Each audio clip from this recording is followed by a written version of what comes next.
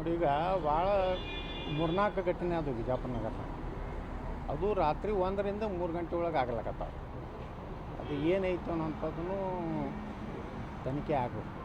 ಯಾಕಂದರೆ ಈ ರೀತಿ ಬಿಜಾಪುರನಲ್ಲಿ ಒಂದು ಅರ್ಬಿ ಅಂಗಡಿ ಸುಟ್ಟು, ಮೊನ್ನೆ ಒಂದು ಹೋಟೆಲ್ ಸುಟ್ಟು, ನಾನು ನೋಡಕತ್ತಿದ್ದು 3ನೇ ಪ್ರಕರಣ.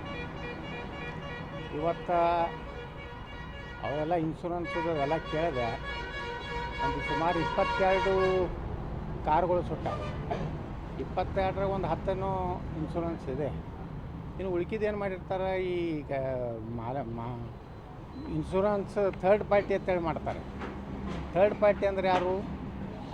ಯಾರಿಗಾದರೂ ಅಪಘಾತ ಆದರೆ ಅವ್ರಿಗೆ ಪರಿಹಾರ ಅಷ್ಟೇ, ವಾಹನಕ್ಕಾಗಲಿ ಮಾಲಕ್ಕಾಗಲಿ ಯಾವುದೇ ಪರಿಹಾರ ಇರೋದಿಲ್ಲ. ಹಿಂಗೊಂದು ಇದು ಇರೋದ್ರಿಂದ ಅವ್ರಿಗೇನು ಇನ್ಶೂರೆನ್ಸ್ ಸಿಗುವಂಥ ಯಾವುದೇ, ಮತ್ತು ಇವ್ರದ್ದು ಇನ್ಶೂರೆನ್ಸ್ ಮುಗಿದೋಗೈತೆ. ಅಲ್ಲ, ಅಂಗಡಿದು ಇನ್ಶೂರೆನ್ಸ್, ಅದೇ ಅಂಗಡಿದು ಇನ್ಶೂರೆನ್ಸ್ ಮುಗಿದೈತೆ. ಆದ್ರೆ ಒಂದು ಮಾತ್ರ ಐತೆ ಅದರೊಳಗೆ, ಅವರು ಸ್ಟೇಟ್ ಬ್ಯಾಂಕ್ ಆಫ್ ಇಂಡಿಯಾದಿಂದ ಅಲ್ಲಿ ಸಾಲ ತೊಗೊಂಡಾರ. ಯಾವಾಗಲೂ ಯಾವುದೇ ಬ್ಯಾಂಕರ್ಸು ಸಾಲ ಕೊಡ್ತಾರಲ್ಲ, ಅದು ವಾಹನ ಕೊಡಲಿ ಅಂಗಡಿ ಕೊಡಲಿ, ಇವ್ರು ಇನ್ಶೂರೆನ್ಸ್ ಮಾಡ್ಲಿಕ್ಕಂದ್ರೂ ಅವ್ರು ಪ್ರತಿ ವರ್ಷ ರಿನ್ಯೂವಲ್ ಡೇಟಿಗೆ ಅವ್ರು ಮಾಡಿಬಿಟ್ಟಿರ್ತಾರೆ. ಆಟೋಮೆಟಿಕ್ ಅವ್ರು ಮಾಡಿ ನಮ್ಮ ಖಾತೆಗೆ ಅವರು ಖರ್ಚು ಹಾಕಿಬಿಟ್ಟಿರ್ತಾರೆ ಇನ್ಶೂರೆನ್ಸ್. ಅದು ಏನಾಗೈತೆ ಅದನ್ನು ನೋಡತ್ತೇಳೀನಿ. ನಾನು ಇದೊಂದು ವಿಶೇಷ ಪ್ರಕರಣ, ಅದು ಮುಖ್ಯಮಂತ್ರಿಗಳಿಗೆ ನಾನು ವಿನಂತಿ ಮಾಡಿಕೊಟ್ಟೇನೆ. ಸಾಧ್ಯ ಆದಷ್ಟು ಒಂದು ಮಾನವೀಯ ದೃಷ್ಟಿಯಿಂದ ಪರಿಹಾರ ಕೊಡಲಿಕ್ಕೆ ನಮ್ಮ ಜಿಲ್ಲಾ ಉಸ್ತುವಾರಿ ಸಚಿವರಿಗೂ ಮಾತಾಡ್ತೀನಿ, ನಮ್ಮ ಮುಖ್ಯಮಂತ್ರಿಗಳಿಗೂ ಮಾತಾಡ್ತೀನಿ.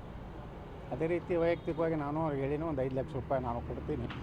ಇನ್ನೂ ಏನು ಸಹಾಯ ಮಾಡಬೇಕು, ಯಾಕಂದ್ರೆ ನಮ್ಮ ಮೋಟ್ರ್ ಮಾಲೀಕರೆಲ್ಲ ನಮ್ಮ ಸದಸ್ಯರಿದು ಗಾಡಿಗಳು ಇಲ್ಲೇ ಬರ್ತಾವೆ. ಎಲ್ಲರ ಅಭಿಪ್ರಾಯ ಒಳ್ಳೆಯದಿದೆ. ಪಾಪ ಭಾಳ ಕಷ್ಟದಿಂದ ಸಣ್ಣ ಒಂದು ಉದ್ಯೋಗ ಮಾಡ್ಕೊಂಡು ಇಲ್ಲಿವರೆಗೆ ಬಂದಾನ. ನಾವೆಲ್ಲ ಜವಾಬ್ದಾರಿ ಸಮಾಜದ್ದು, ಎಲ್ಲರೂ ಎತ್ತಿ ಹಿಡಿಬೇಕು. ಆ ರೀತಿ ಏನೇನು ಸಹಾಯ ಆಗ್ತದೆ ನನ್ನ ವೈಯಕ್ತಿಕ ಮತ್ತು ಸರ್ಕಾರದಿಂದ ನಾವು 100ಕ್ಕೆ 100 ಪ್ರಾಮಾಣಿಕ ಪ್ರಯತ್ನ ಮಾಡಿ ಕೊಡಿಸೋ ವ್ಯವಸ್ಥೆ ಮಾಡ್ತೀವಿ. ಸರ್, ಈಗ ರಾಜಕೀಯವಾಗಿ ಮಾತಾಡಬೇಕು.